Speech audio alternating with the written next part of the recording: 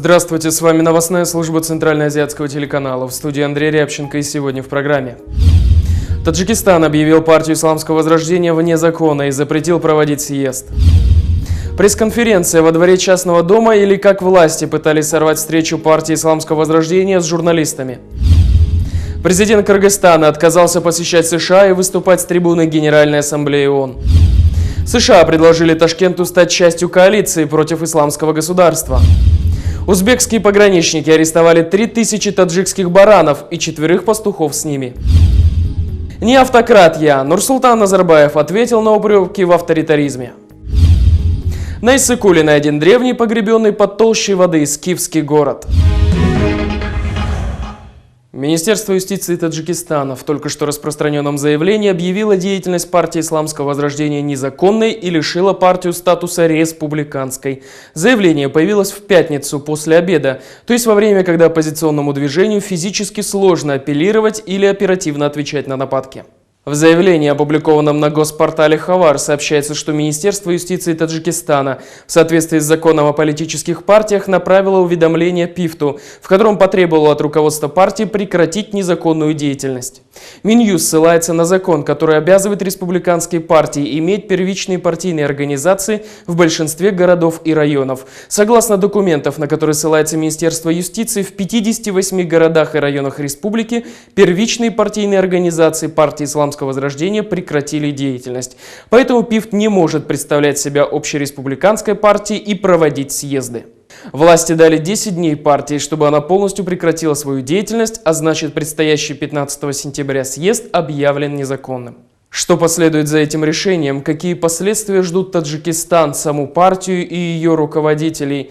Комментарии экспертов. К сожалению, сегодня таджикская оппозиция настолько не выражена в своем оппонировании, извините за тавтологию, режиму властвующему в Душанбе, что внутри рядов исламской партии Возрождения серьезных протестов мы не обнаружим. Они давно к этому, видимо, были готовы. Кроме того, наверное, возрастной состав членов этой партии достаточно высок, и они, скорее всего, смирятся с этим решением.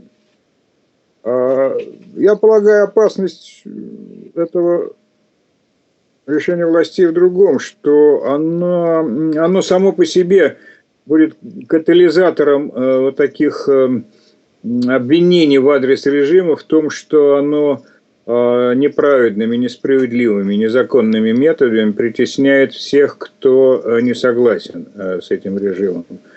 Это общий, конечно, тренд всех режимов сегодня в СНГ, начиная с России, где зачищается политическое поле.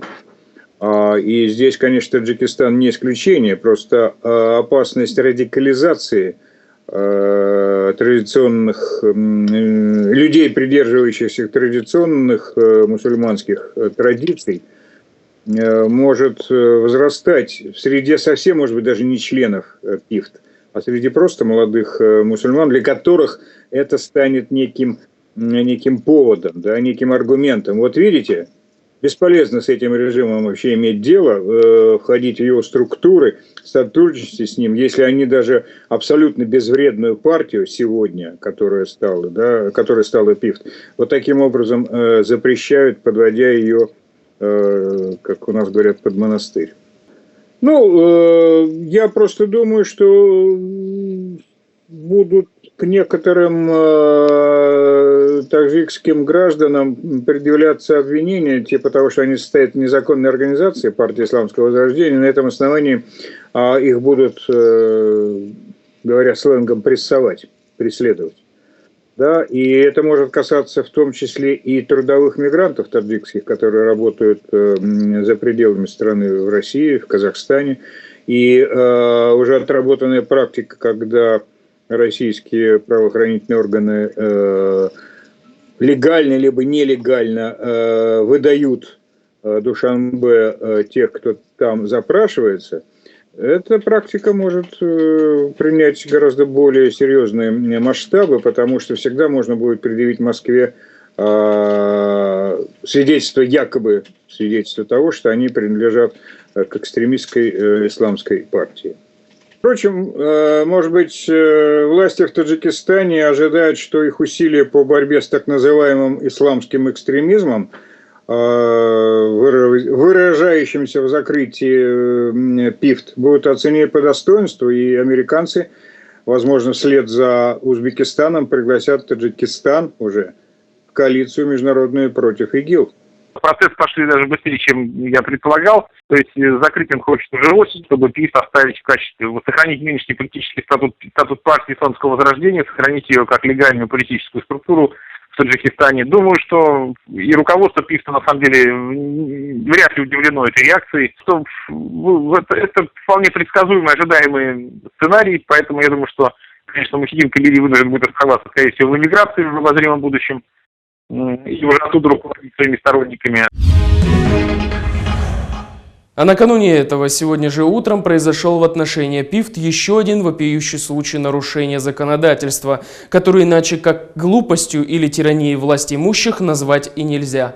Утром в Душанбе была запланирована встреча оппозиционной партии с журналистами в гостинице «Шератон». Однако за 5 минут до начала, когда журналисты уже собрались, администрация отеля заявила, что конференция отменяется, якобы отключили электроэнергию. Кто позвонил и что посоветовали отелю, наверное, даже и уточнять не нужно. Но пресс-конференция все равно состоялась на дому одного из членов партии. Первый замглавы ПИФТ Саид Умар Хусайни заявил, что выборный съезд все равно состоится. Партия бросила на его проведение все моральные и материальные силы. Руководство ПИФТ отметило наглядность давления властей Таджикистана на оппозиционную партию. Ярким доказательством стал срыв пресс-конференции в гостинице, что, по мнению пифтовцев, свидетельствует об отсутствии свободы слова и плюрализма в Таджикистане. Еще один факт – закрытие офиса партии накануне съезда, якобы из-за незаконности покупки здания, которое вдруг выяснилось судом. 2 недели назад была закрыта типография партии. Причина – несоответствие санитарно-эпидемиологическим нормам. Киргизская делегация во главе с президентом страны Алмазбеком Атамбаевым должна была в конце сентября приехать в США, чтобы принять участие в заседании Генеральной Ассамблеи ООН в Нью-Йорке. Однако президент Кыргызстана принял решение отказаться от поездки в США и выступления с трибуны Организации Объединенных Наций. Глава государства решил не покидать Кыргызстан перед парламентскими выборами, поскольку этот процесс имеет важное значение для республики, пояснили в аппарате президента. Официально 70-я сессия Генеральной Ассамблеи ООН начнет работу 15 сентября. Однако основное действие будет проходить с 25 по 28. Состоится саммит, на котором будут приняты глобальные цели для устойчивого развития мира, и откроется общеполитическая дискуссия, на которой ожидается выступление десятка глав государств мира. При этом присутствовать в зале будет большая часть мировых лидеров. Однако уже 4 октября в Кыргызстане должны пройти парламентские выборы, и Алмазбек Атамбаев остается в стране, чтобы проследить за их подготовкой. Во всяком случае, таково официальное объяснение. Правда, есть слухи, что 28 сентября на заседании Генассамблеи ООН страны попробуют ограничить Россию в ее праве вето в Совете Безопасности.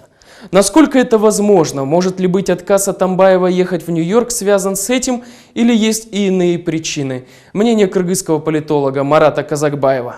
Самая причина, что у нас намечается выбор 4 октября, в это время он должен ехать в США, и поэтому официально из-за этого отменен визит в Соединенные Штаты. Кыргызстан, политика президента идет на сближение с Россией, с Казахстаном, то есть теми странами, которые составляют ведущее ядро в ЕАЭС, может вступили в ЕАЭС, и, конечно, сейчас вектор на сближение с Россией. Ну и Китай, конечно, доктрина там экономического пояса шелкового пути, об этом будет речь в Пекине, будет идти. И поэтому США на дальнюю перспективу. Потом, возможно, конечно, то, что вот этот внешнеполитический шаг Кыргызстана, расторжение договора 1993 года о содействии, в какой-то мере косвенно это тоже играет свою такую негативную роль. То есть можно сказать, что президентская команда как бы некоторый долг влиять откладывает отношения с США.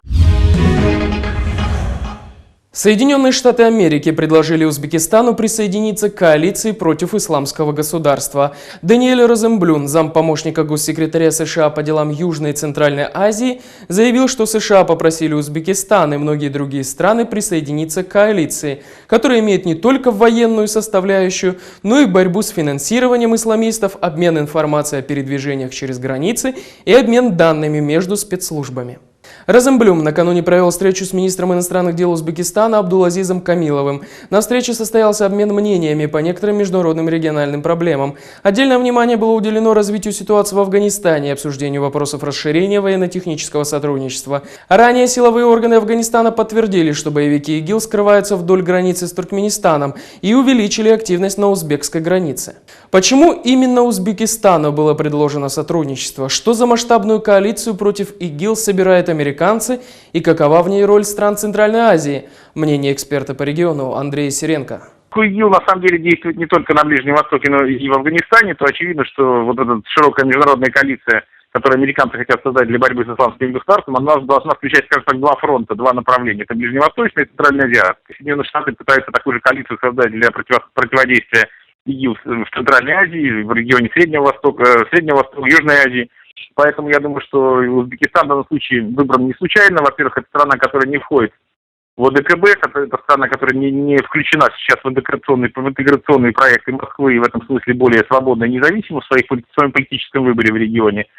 Во-вторых, для Узбекистана тема проблемы ИГИЛ является, может быть, одной из самых болезненных, потому что недавно исламское движение Узбекистана присягнуло на верность Аль-Халифу Аль-Багдади, и в этом смысле существенные позиции бывших идушников, которые ставят своей целью свержение режима Ислама Каримова, более позитивную реакцию, позитивное реагирование со стороны Ташкента вот на эту инициативу. На таджикско-узбекской границе пограничниками Узбекистана было задержано 4 таджикских пастухов и вместе с ним более 2700 баранов. Вот уже 5 дней таджикские граждане и бараны находятся под арестом в соседней республике, однако известия о них и их дальнейшей судьбе все нет. По данным Азади, стадо баранов перешло на территорию сопредельной страны, пока пастухи спали в стоге сена. Когда мужчины проснулись и увидели своих баранов, злостных нарушителей границы, то бросились за ними в погоню, но были задержаны сами. Арестованные пастухи – жители приграничных селений в возрасте от 25 до 34 лет. Все 4 со стадом до сих пор удерживаются на территории Узбекистана, но место их содержания неизвестно. Пограничные службы ведут переговоры, но пастухов и баранов узбекская сторона пока не отпускает. Нурсултан Назарбаев, который по сути с 1989 года на протяжении 26 лет является бессменным лидером Казахстана, который получил персональное звание лидера нации Елбасы, ответил на упреки в автократии. Своеобразное признание прозвучало сегодня во время конференции, посвященной 20-летию Конституции Казахстана. Я знаю, что нас иногда упрекают в автократии. Как можно говорить об автократии, когда каждые 4-5 лет народ на всенародном голосовании избирает своего президента, избирает свой парламент на свободных альтернативных выборах? Нам говорят, что надо быстрее двигаться по пути демократии, в котором живут западные страны от Соединенных Штатов до Европы. Мы это все прекрасно понимаем. Демократия – это общий магистральный путь развития человечества. Мы туда уйдем, но мы всегда учитываем, что мы азиатское общество. У нас есть отличающиеся традиции от Запада. У нас религиозные, культурные взгляды другие, поэтому нам надо двигаться осторожно. Тем более никакой культуры демократии, политической культуры в течение последних 300 лет здесь никогда не было, в отличие от других стран. И далее Нурсултан Назарбаев произнес те же слова, что часто говорит и Ислам Каримов, и Александр Лукашенко, и Эмомали Рахмон, оправдывая свои неконституционно длинные президентские сроки. Он отметил, что если бы власть в подходе к строительству государства увлеклась бы поспешными политическими абстрактными схемами, то страна потерпела бы провал. Цитирую: «Это мы видим воочию на примере наших ближайших соседей, и цена этого провала была бы катастрофической». Какие именно соседние страны, пошедшие по пути демократии и якобы потерпевший катастрофу, имел в виду глава Казахстана, он не пояснил. Киргизский Иссык-Куль вновь поражает. На его дне нашли руины древнего скифского города, погребенного многометровым слоем воды. Обнаруженным остатком города скифов, по предварительным оценкам, около 2500 лет. Когда-то дно Иссык-Куля, по данным ученых, было частью Великого Шелкового пути. Совместная экспедиция киргизских археологов и дайверов Томского госуниверситета обнаружила на дне озера Иссык-Куль, древнее городище скифов. Подводными работами занимались группа из 11 человек. Городище было затоплено на южном берегу Иссык-Куля после подъема воды в озере примерно на 5 метров. Оно располагается примерно в 1,5–2 километров от берега на глубине от 1 до 3 метров. Аквалангистам удалось поднять со дна множество находок: целый керамический сосуд, большое количество черепков, металлические подвески и нашивки и другие артефакты. Работы велись совместно с археологами Киргизско-Российского славянского университета под руководством академика Владимира Плоских. Его сын Василий, историк и археолог, рассказал нам подробности находки, а также предположил, сколько вообще городов могут находиться под водами киргизской жемчужины. Сакский металлургический центр обнаружен на дне Тюбского залива на озере Иссык-Куль.